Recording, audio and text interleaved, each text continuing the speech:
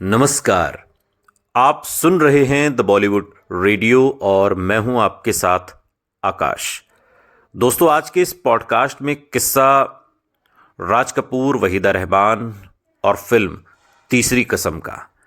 बात शैलेंद्र की भी होगी और ऋषि कपूर के गुस्से की भी। पहले ऋषि कपूर के गुस्से से शुरुआत करते हैं।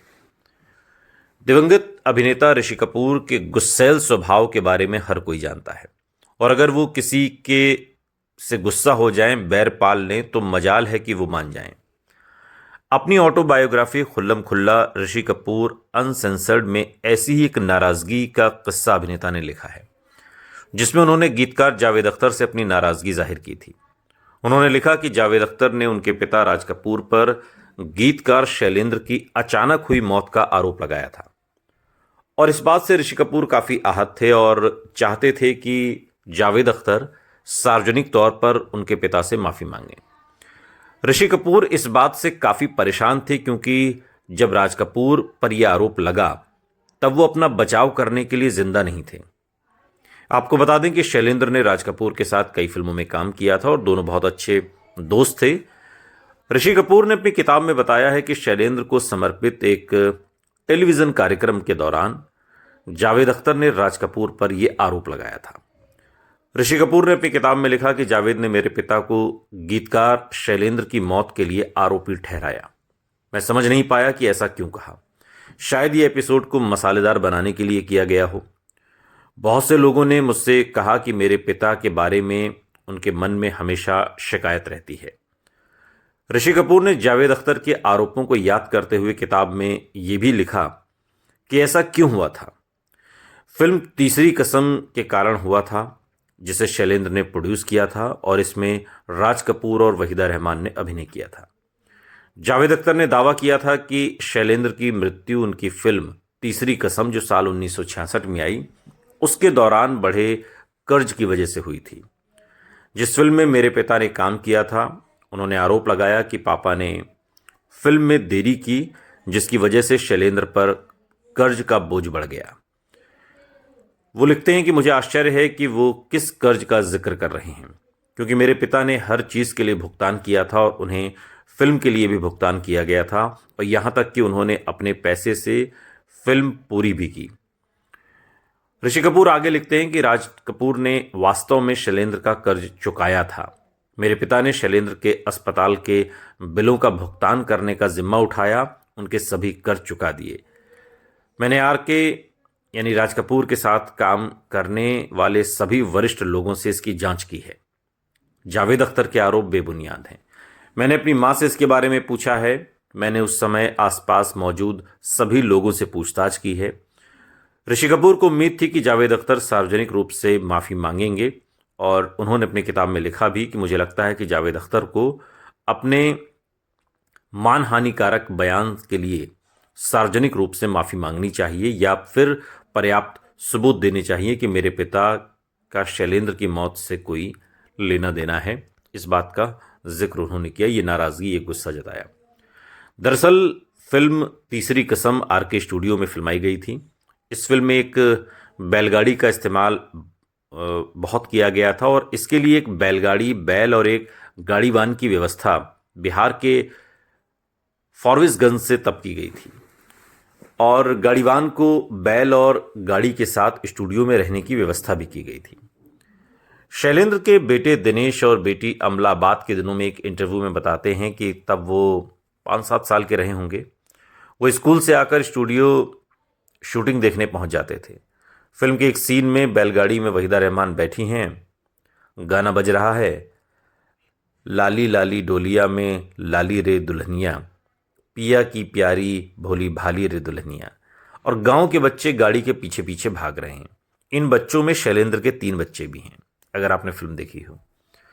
स्टूडियो में शूटिंग के वक्त जब सब तैयारियां हो जाती हैं तो गाड़ीवान को बैलगाड़ी के साथ फटाफट फिल्म के सेट पर आ जाने की खबर भेजी जाती है और शूटिंग शुरू होती है।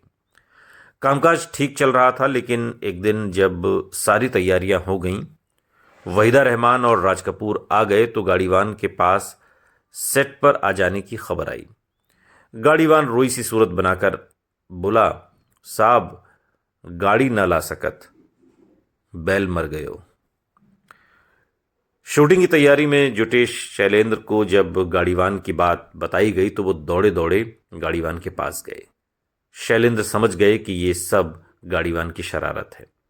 उन्होंने गाड़ीवान से उलझने और झगड़ा करने में कोई फायदा न समझा। शैलेंद्र गाड़ीवान से बोले, नया बैल कितने में आएगा? पहले से तैयार गाड़ीवान ने एक रकम बताई जिसे शैलेंद्र ने तत्काल निकाल कर दे दी और कुछ ही समय में गाड़ीवान सेट पर बैलगाड़ी ले आया। शैलेंद्र को नए और पुराने बैल में कोई अंतर ही नजर नहीं आया। वो गाड़ीवान को देखकर सिर्फ मुस्कुरा दिए। शैलेंद्र ने गाड़ीवान को न कभी बेइज्जत किया न डांटा। गाड़ीवान की शरारत की बात उन्होंने अपनी पत्नी के अलावा कभी किसी दूसरे को नहीं बताई। ये उनका मिजाज था शैलेंद्र साहब का। तीसरी कसम में जिस बैलगाड़ी को फिल्म में दिखाया गया है वो बैलगाड़ी हमने जैसा कि आपको बताया कि फॉरबिसगंज यानी बिहार से आई थी, जहां उपन्यासकार फणीश्वर नाथ रेणु के भांजे के पास यादगार के रूप में वो गाड़ी आज भी सुरक्षित है। और इस गाड़ी को फिल्म के मुहूर्त के वक्त दिखाया गया था और राज कपूर ने एक स्थान पर कहा भी था कि ये गाड़ी न होती तो बात न बनती। लेकिन हम जिस फिल्म की बात कर रहे हैं वो फिल्म अपने आप में बड़ी अनूठी और बड़ी दिलचस्प है। तीसरी कसम साल 1966 में बनी हिंदी भाषा की ड्रामा फिल्म जिसका निर्देशन बासु भट्टाचार्य ने किया था और गीतकार शैलेंद्र ने इसका निर्माण किया था। वो उसके प्रोड्यूसर थे। ये हिंदी उपन्यासकार फणीश्वर नाथ रेणु की लघु कहानी मारे गए गुलफाम पर आधारित है। फिल्म में राज कपूर और वहीदा रहमान ने लीड रोल निभाया है। शंकर जयकिशन की जोड़ी ने फिल्म का संगीत तैयार किया और फिल्म की छायांकन सुब्रत मित्रा ने किया। इसके जो डायलॉग हैं वो खुद फणीश्वर नाथ रेणु ने लिखे हैं और पटकथा नभेंदु घोष ने लिखी है। कहानी कुछ ऐसी है कि हीरामन, जिसके किरदार में राज कपूर हैं, बिहार के एक सुदूर गांव का एक ग्रामीण बैलगाड़ी चलाने वाला व्यक्ति है। वो अपने जीवन में कठिन परिस्थितियों के आधार पर 2 प्रतिज्ञाएं लेता है। फिर वो नौटंकी जो नर्तकी है, डांसर है, हीराबाई से मिलता है और उससे दोस्ती करता है और अंत में हीरामन तीसरी प्रतिज्ञा लेता है। हीरामन के पास पारंपरिक और रूढ़िवादी मूल्य हैं। अपनी बैलगाड़ी पर अवैध माल की तस्करी करते समय और पुलिस से बाल बाल बचते हुए हीरामन ने फिर कभी अवैध माल न ले जाने की पहली कसम ली। इसके बाद एक लकड़ी व्यापारी के लिए बांस ले जाते समय हीरामन के भार से 2 आदमियों के घोड़े बिगड़ गए और इसके बाद दोनों लोगों ने हीरामन की पिटाई कर दी। इसके बाद हीरामन ने दूसरी कसम ली कि वो कभी अपनी गाड़ी में बांस नहीं ले जाएगा। और एक रात हीरामन को नौटंकी नर्तकी हीराबाई, जिसके किरदार में वहीदा रहमान है, को 40 मील दूर एक गांव के मेले में ले जाने के लिए कहा जाता है। जब वो साथ साथ यात्रा करते हैं तो हीरामन बहुत समय बिताने के बाद गाना भी गाता है और हीराबाई को महुआ की कहानी भी सुनाता है। और जैसे जैसे यात्रा आगे बढ़ती है हीराबाई हीरामन की मासूमियत और उसके जीवन के सरल दर्शन से मंत्रमुग्ध हो जाती है। हीरामन हीराबाई को पवित्रता की परी के रूप में देखता है। गांव के मेले में पहुंचने के बाद हीरामन बैलगाड़ी चलाने वालों के दल में शामिल हो जाता है और हीराबाई नौटंकी वालों की टोली में शामिल हो जाती है। हीराबाई हीरामन से कहती है कि वो कुछ दिन गांव के मेले में रुककर उसका नृत्य देखे। हीराबाई मेले के दौरान हर रात नौटंकी देखने के लिए हीरामन और उसके दोस्तों के लिए मुफ्त पास का बंदोबस्त भी करती है। जैसे ही हीरामन नौटंकी में जाता है उसे पता चलता है कि दूसरे लोग हीराबाई को वेश्या के रूप में देखते हैं और ये बात उसे परेशान करती है। वो उसे समाज से बचाने की कोशिश करता है और जैसे जैसे दिन बीतते हैं हीरामन और हीराबाई के बीच का रिश्ता मजबूत होता जाता है। जब हीरामन स्थानीय लोगों के साथ झगड़ों में शामिल हो जाता है तो हीराबाई और उसके पेशे का वो अपमान करते हैं तो हीरामन उसे समझाने की कोशिश करता है कि ये उसके जीवन की कठोर सच्चाई है। हीरामन हीराबाई से अपना पेशा छोड़ने और एक सम्मानजनक जीवन जीने के लिए कहता है। हीराबाई जाने से इनकार कर देती है और उदास महसूस करते हुए हीरामन गांव के मेले को छोड़कर अपने गांव वापस लौट जाता है। हीराबाई हीरामन से मिलती है और उसे बताती है कि उसे बेच दिया गया है और फिर चली जाती है। और फिर हीरामन तीसरी कसम लेता है, तीसरी कसम कि वो कभी अपनी गाड़ी में किसी नौटंकी नर्तकी को नहीं बैठाएगा। फणीश्वर नाथ रेणु के मारे गए गुलफाम पर आधारित तीसरी कसम हर किसी को एक बार जरूर देखनी चाहिए। राज कपूर इसमें हीरामन के किरदार में हैं तो हीराबाई के किरदार में वहीदा रहमान हैं, और इफ्तिखार खान भी हैं इसमें ठाकुर विक्रम सिंह के रूप में। दुलारी हैं हीरामन की भाभी के रूप में। शिवरतन के रूप में केस्टो मुखर्जी हैं, और ए के हंगल हीरामन के बड़े भाई के रूप में इस फिल्म में हैं।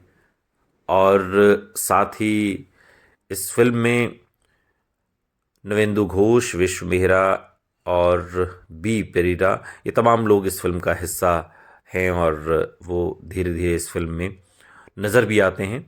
फणीश्वर नाथ रेणु मशहूर साहित्यकार जिन्होंने 1954 में मूल कहानी मारे गए गुलफाम लिखी थी।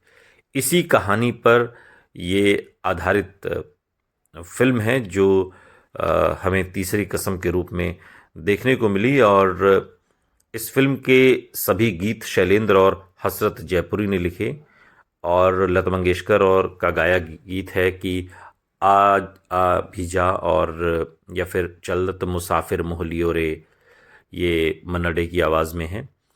दुनिया बनाने वाले ये हसरत जयपुरी ने लिखा और मुकेश ने गाया। दुनिया बनाने वाले जाने क्या तेरे मन में समाई, या फिर हाय गज़ब कहीं तारा टूटा, शैलेंद्र का लिखा और आशा भोसले का गाया। मारे गए गुलफाम हसरत जयपुरी ने लिखा, लता मंगेशकर ने गाया। एक बड़ा मशहूर गीत है, आशा भोसले ने गाया इसे, पान खाएं सैया हमारो, वहीदा रहमान पर फिल्माया है, शैलेंद्र ने लिखा है। सजनवा बैरी हो गए हमार, ये मुकेश ने गाया है। सजन रे झूठ मत बोलो, ये बड़ा मशहूर गाना है और मुकेश की आवाज़ में है। लाली लाली डोलिया में लाली रे, ये बड़ा मशहूर गाना है, ये आशा भोसले ने गाया है। मुबारक बेगम ने भी एक गाना गाया है, शंकर शंभू, किस्सा होता है शुरू करके, और प्रीत बना के तूने, ये हसरत जयपुरी ने लिखा है। सुमन कल्याणपुर का गाया ये गाना है, बड़ा ही दिलचस्प गाना है। तीसरी कसम को आलोचकों ने तो खूब सराहा और सर्वश्रेष्ठ फिल्म, फीचर फिल्म के लिए राष्ट्रीय पुरस्कार भी इस फिल्म को मिला, लेकिन ये फिल्म व्यावसायिक रूप से सफल नहीं हुई। पुरस्कार तो इस फिल्म ने ढेरों जीते, लेकिन ये फिल्म व्यावसायिक रूप से कॉमर्शियली हिट नहीं रही, यानी कि बहुत मुनाफे वाली फिल्म इसे नहीं कहा गया। और जिस तरीके से ये पूरी फिल्म है वो अपने आप में आने वाली पीढ़ी को और पुरानी पीढ़ी को और वर्तमान पीढ़ी को, सभी को इस फिल्म से एक बार तो अपना दीदार जरूर इस फिल्म का करना चाहिए। ये फिल्म एक बार सभी को ज़रूर देखनी चाहिए। हम ऐसा क्यों कह रहे हैं, ये फिल्म आपको देखने के बाद ही पता चलेगी। ये फिल्म आपको आपकी रूह से मिलाती है। सुनते रहिए द बॉलीवुड रेडियो, सुनता है सारा इंडिया।